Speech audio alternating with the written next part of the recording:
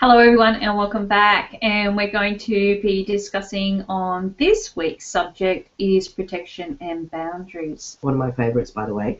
Why? Because I use it all the time. Oh, and we all do. We all do. We all have our personal boundaries, and we have our spiritual boundaries, and we have our personal protection, and we have our spiritual protection. I don't have a bodyguard. Oh, don't you? No. Oh, I do.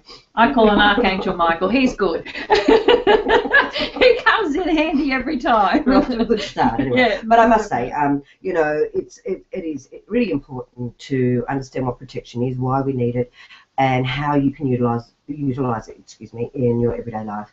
And, you know, I have to say I do use spiritual protection all the time.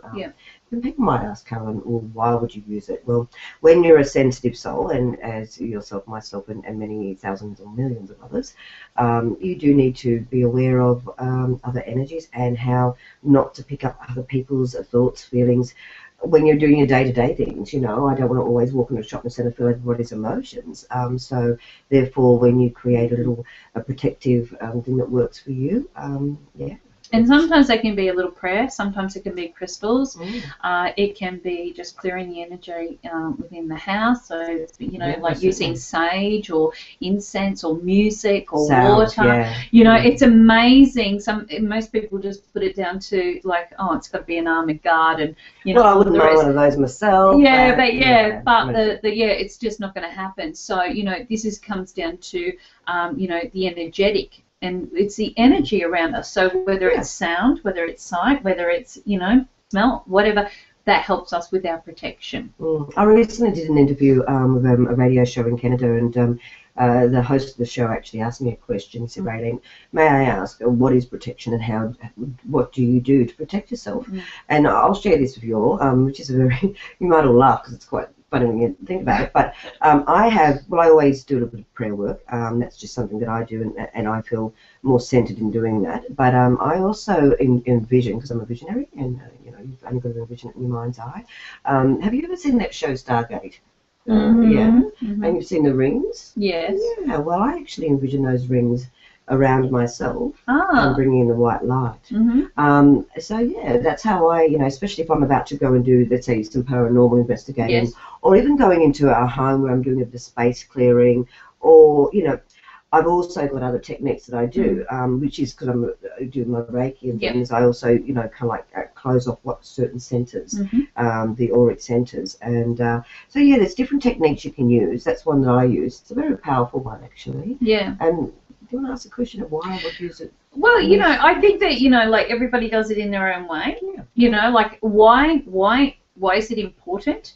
It's important for your balance, basically, on all levels. So it's about when you've got protection, one, you have that sense of, you know, and I don't like to use the word control, but you have that sense of, that you're in control and that you're in your moment, and nothing's going to affect that. Two, it's also good that you don't pick up everybody else's stuff. You don't want to walk around going to the shopping centre, feel great one minute, and then all of a sudden go, oh, I feel sick, or I just feel off, or I feel depressed. You don't need to feel that. When people come and energy dump, you know, how many times have you had somebody call up and go, oh, I really need someone to talk. I mean this in the nicest way. And they come, they talk, they energy dump, and then they go, and you feel like crap. Yeah. So that way, being more aware before you enter a particular location or situation, and that could even be down to, you know, could be catching up with the mother-in-law or the best friend, and they might be having a bad day and going through a hard time, and you'll be more service to them as a friend, as a sibling, as a whatever your role is. You'll be of more service to them if you are, you know, centered in yourself and you don't take on their emotions, because then you can objectively help them without it being something that's affecting you, and that could also, you know, tarnish what you're helping them with. So, most definitely. So for myself, I was always taught before I was to read with clients to say a little prayer, and it's something very, very simple, and I'll actually share it with you, okay? So the way I was taught was I call on the spirit of light, I ask for protection and guidance, I ask that you stand at the gateway of my soul and protect me from deception and darkness. I ask that you lead me in the way of truth, light, and love. always. Amen. So in doing that, I would envision white light actually going right around through each of my body, yeah. right, like the whole skeleton outline, okay, and then gold light on top of that as well. If at any time I get the, the tie up in the knot, when you get that kind of anxiousness in the pit of your tummy, I was always taught to cut the string, cut the energy, and sweep it away. And it's a shame you can't stand up and do some things here. Well, you can if you like. No, the reason I'm saying that is because, and I will stand up actually, I will stand up just for a moment. But the reason I'm saying this is because this is what, and just for those who don't know, this energy, this area here is where you receive. Yes. And one of the things I do personally is if I'm in a very crowded area or I know there's a lot of energy around, I'll actually just gently place my hand there. So one you can do the rub thing and then seal it off. Yes. Therefore, it doesn't mean you're not in touch with people. What it means is that you're just not taking on the emotion of the area, the situation, or the person you're around. Most definitely. You to better explain this, somebody tells you a sad story, and this is just to give you an idea of what happens when you take on, when something oversteps the boundary. Okay, someone tells you a sad story. You listen to the sad story. You actually feel sad. You cry. You feel apprehensive. You feel, I want to make a change. You go through all the emotions, the human emotions. But that sad story is that other person's journey. You're feeling that compassion. You're very open. You're very empathetic and sympathetic. But at the same time, you've just taken that on as well. So this happens with energy in our life, as in real human energy. But it can also, well, I don't know. But it also can happen in such as an experience, be it a paranormal experience, be it a spiritual experience, be it like psychometry, pulling in, touching another item, all of those once things. We do that, even sitting on a hairdressing exactly right. And you know what? Even using public transport, the whole lot. If I work away a lot, so I have hotel rooms, and I can always tell who the last person was in the bed. I mean, energy-wise, I don't mean anything else. I'm not picking up on anything else. But it's usually I can tell, when I first go in and I'll go to lay into bed, and I'll monitor my mood, I'll monitor my own energy levels, and I'll go, I need to do a bit of a cleanse here. And it's good that you say cleanse, because we were talking about protection, but cleansing and protection are one of the same in a lot of ways. Exactly right. So when we want an area to be nice and clear, we sometimes need to bring in things like sage sticks, incense, sandalwood, something that lifts your spirit and your energy, be it a good music or a song or your favorite movie or TV. It's really, it's unlimited. It's how it works for you. Yeah, exactly. And that's the important thing with protection, is find a technique that does work best for you. And if you're not sure of certain techniques, ask people. Don't be shy to ask. Because, most definitely. For me, the rings from the Stargate program. No, I do watch Stargate, but I haven't watched it for many years. But it was just a nice and quick and easy way for me to visualize, and also just to, I bring the white light through like I do with anything, and I ground everything. But it was just a really nice, simple technique for me to, one, to remember, and two, for me to kind of like just put into practice. So, finding the technique, working with what.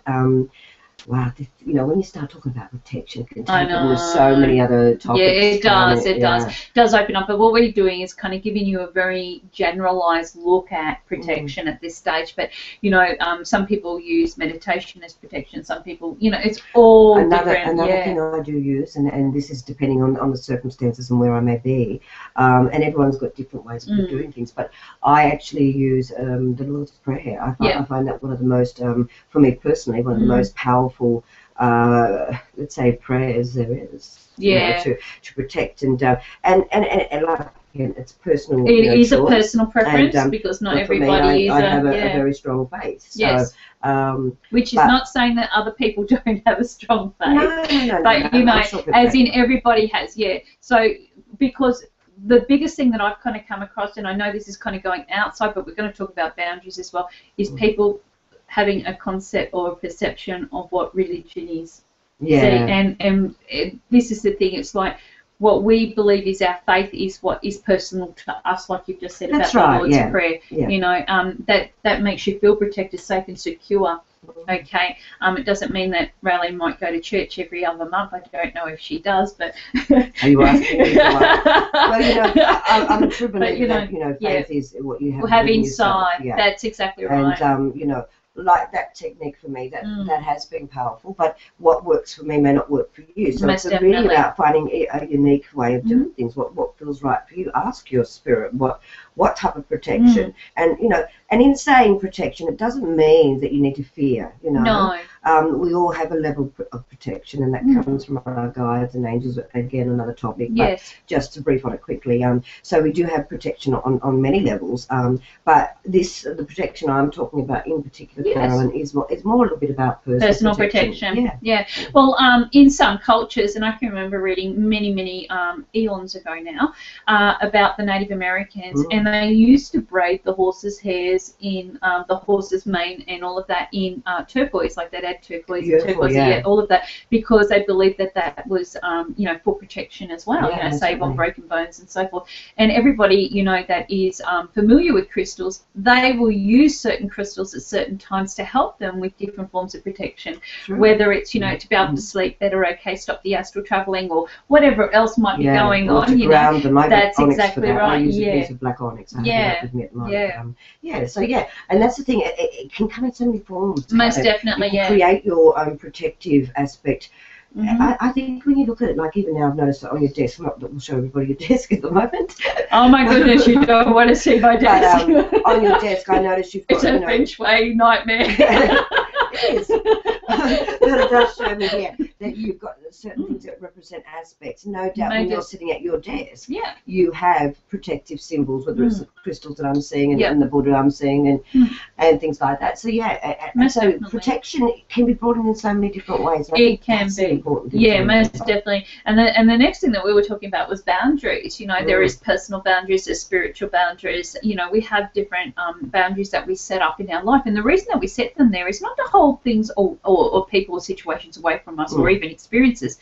It is to allow us to adapt and to develop, in a way that we become open, but without it being consuming. There is, you know, you've got to have some sort of balance within situations. Now, with boundaries, often I have taught people, especially when they're just starting onto their pathway and they're opening up their third eye, which we'll discuss another time, but, you know, I can tell you where it is. When you're starting to open up and develop your spiritual spiritual calling, your pathways and everything else like that, sometimes people get a little bit worried when, just say for instance, they're, you know, opening up to their mediumship and they're going like, oh, but they're coming to me all the time, I'm seeing them all the time. And I'd say, well, you know, what you really need to do is set a perimeter, a boundary. And they say, no, because I don't want them to go away. But what you don't realise is that they're not going to go away. But what they'll do is it'll come at a time that you're able to give quality attention to the situation or the messages or what you're receiving, rather than it being sporadic and you being exhausted, and, you know, sometimes you're just leaving your energy open to, like, you know, whatever's going on onto, you know, the earth atmosphere, and you're drawing that into you. So this is about having A, protection, but B, also knowing your boundaries, and respecting boundaries. Of course, and we all need to do that at times. You know, it's like me respecting your boundary right now. We're really close because we have to be because of the camera, but generally speaking, we would have a little bit of a gap between us, but we want to make sure we you don't want just half. Everybody's got to have. You've got to have boundaries. Yeah, definitely. And in general life, without you know, being clairvoyant or mediums, you know, you do have to have boundaries. And I think sometimes it's better for you to set the boundaries than have others set the boundaries for you. So, you know, rather than wait for an uncomfortable experience, use your awareness. If you know you're going, let's say, to a visit, going to a rock concert, and you know you really enjoy the music, but you know you're a bit sensitive to things, you know, maybe take a crystal with you that you can place in your pocket that will ground you a little bit more, that won't allow you to be oversensitized with the atmosphere, you know. If you're going to a place or, you know, going to visit someone that you know can be a little bit in your energy. No, it seems to be up on something there. No,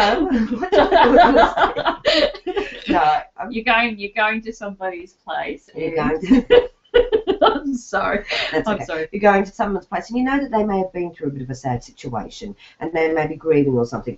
Automatically, as humans, we are very drawn to that compassionate side. So, you know, rather than be consumed by the grief, not the person, but the grief that's within the home or the situation, having that little bit of protection and setting that boundary where you go, okay, I'm here, but I'm not going to take on everybody else's stuff, really allows you to be a true, let's say, a true person to whoever and to whatever situation you're in. And when you respect your own boundaries, you stand in your own truth. That's true, you do. You stand in the essence of who you are. I'm going to laugh at you because I know you must have been thinking I was going to. You actually read my mind that time, but I know. But what that tends to happen when you're around like-minded people, you tend to tap into the energy of what you think they're going to talk about next. And then you kind of like step in and go, oh, I'm going to step in before she says anything wrong. That's exactly right. But yeah, the thing is that with working with your boundaries, it's also, there is a respect boundary, and the respect boundary is especially if you're working, just say you're working within the industry, and believe me not, we are an industry, okay? As soon as you've got an ABN, and as soon as you do it, you become an industry. That's true. So, we are an industry. So as soon as you're coming into that, and even if you're not, it's about respecting the personal boundaries of somebody. So this is about being very careful about asking permission. Can I say this, or are you comfortable with that? Yeah. Because a lot of the times people that are first discovering, it's straight out. Oh, you've got great Aunt Mary. There's great Aunt Mary again. You've got great Aunt Mary. She's always around. Great Aunt Mary's around, Jean. Oh, she's she's there. She's sitting over there in the corner. Can't you see her? That might actually take over somebody else's on someone else's boundaries. So it's always nice to make sure that you check, know that this is permissible, but it's also, how would you like it if somebody done it to you? And that's what can happen with energy. It can be kind of in your face or around you, and this is about you kind of, once again, putting up those protections and putting up those boundaries. And the funny thing is, I just had a vision as you was talking, Carolyn, and for some unknown reason they're bringing it around as in maybe another little tool that can help any of our viewers. But listeners, sorry. Well, they're viewers and they're listeners. They are, because we're both. Exactly. We're like the I'll tell you. But so it's the old cliche. For some people who are already spiritually open, they may know the gold egg, or you can call it the gold egg or the white egg, and it's basically a little technique that you can do where you visualize this beautiful oval-shaped. You're standing inside of this oval-shaped egg, and in that you can. Within your own mind, you can actually, see the white light, or you can see gold, whatever you feel protection as. I love the color gold, and I often use white and gold. But that's just another little technique that if you can see that in your mind's eye before you head out for the day, one, it just makes you feel, it brings you back to your center, and it makes you feel like you've done something for yourself, and it keeps everyone at least, sorry, you can't see on that side, but at least it gives you that auric space where that person's not going to come in, and you know that you can, express who you are without feeling like you're vulnerable. Exactly. Yeah. The other thing also is that some people call on, and my nana used to do this, it was always Archangel Michael for protection. So if she felt, upset or worried or, connected in some way that she didn't want to be connected, so she could have been, really kind of feeling a little bit upset or a little bit guilty, a little bit resentful. We all go through all the human emotions, okay? Then she used to call on Archangel Michael to cut the ties. And because of that, I remember it. So whenever I'm going somewhere that I feel a little bit uncomfortable, I used to get terrible stage fright. I don't now. You wouldn't believe it, but I actually, I used to actually vibrate from that bad. Vibrate literally my whole body. Are you saying vibrate or just shake? Yeah, no, my whole body would vibrate so bad that I was, if I had cymbals on my knees, I'd be like a top class musician. No joke. It was like it was really, really bad. And I had to learn to center myself, but I had to do it through protection and obviously through my own personal boundary. But I used to call back then I used to call on Archangel Michael and I'd say, please, Archangel Michael, just cut, you know, the cords of what is creating this. And what it was is I was just caught up in the energy, and it was just happening so quick and so fast. Once I started talking, I was fine, but it was like just getting moment, to that point.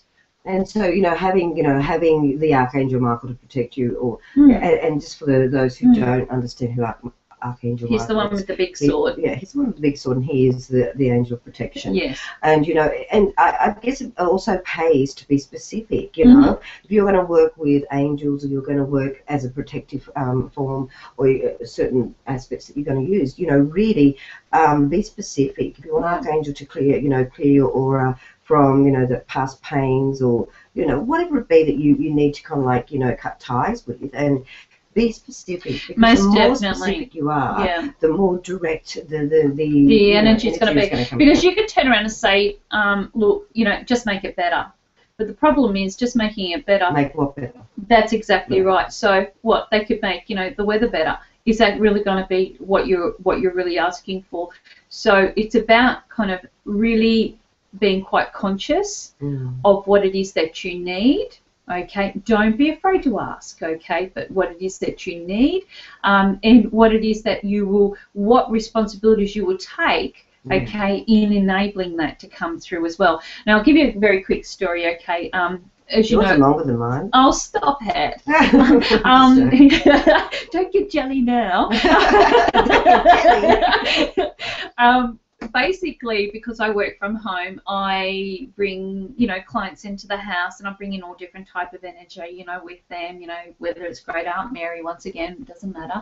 Okay, and I have obviously a household that are quite sensitive, quite open to this, and my little grandson was having nightmares. Well, he was waking up saying there's somebody in my room, and they're talking to me, and they're saying this and they're saying that, and I've been quite familiar with the same situation with my young daughter. I used to hear it come through on the baby monitor.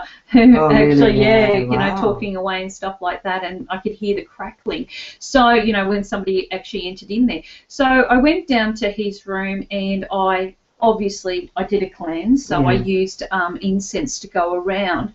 And as I've kind of come out, the protection that I said is that I put the white light around the door frame, and I asked Archangel Michael to stand there and only let those that are meant to be there for his highest purpose or good to ever pass through that doorway. Obviously, I've never been in there again. No, I'm only kidding. But that's a really great thing to share, Carolyn. That's it. There's so many different ways that you create that. There really Most is. Definitely. And I have a little technique, very similar. Well, I have the same technique actually with my front door. When I'm working with people, I want the best for them as much as I want the best energy to come into my home. Not saying it's always going to be a happy energy. No, but that's okay. As long as I can, once my job's done, it can be cleared away. That's what I mean? Yeah. So that's a great technique, and especially with children too. Because they're very sensitive. They're very open. They're a lot more open because they don't have a lot of logic. We use logic. Got the years of experience. That's exactly right. And I do the same with my children actually when I'm not there, because I am often off somewhere working or doing something. We're all involving work obviously, but I do call the angels of protection around my children, and this is on a daily basis. So I mean, you don't have to be someone who's been in the industry for a long time to understand how to do it.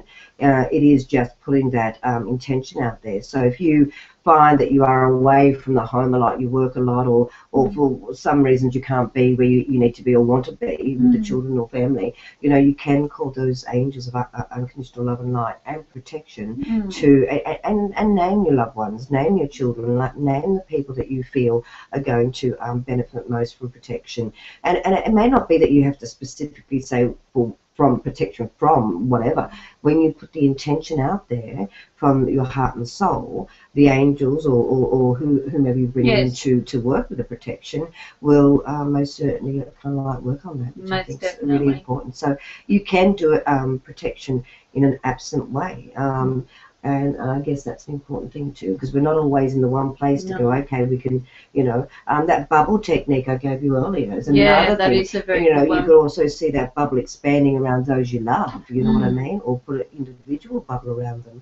So, that's just, a few little techniques that come to mind at the moment. What you can do. Most definitely. And this is not saying, you know, that you'll never break a fingernail, or you know, that you won't. Yeah. Sorry, that's not...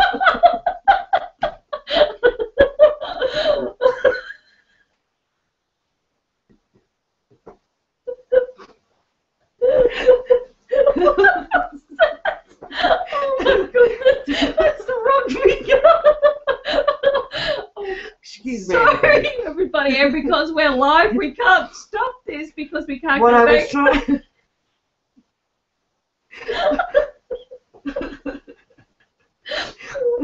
What? She was showing you her broken finger. Oh my goodness. Look, guys. Let's. Oh my goodness. See, this is what happens when you go live. Basically. I wasn't being rude, by the way. That's why I put 2 fingers up instead of 1. I went like that.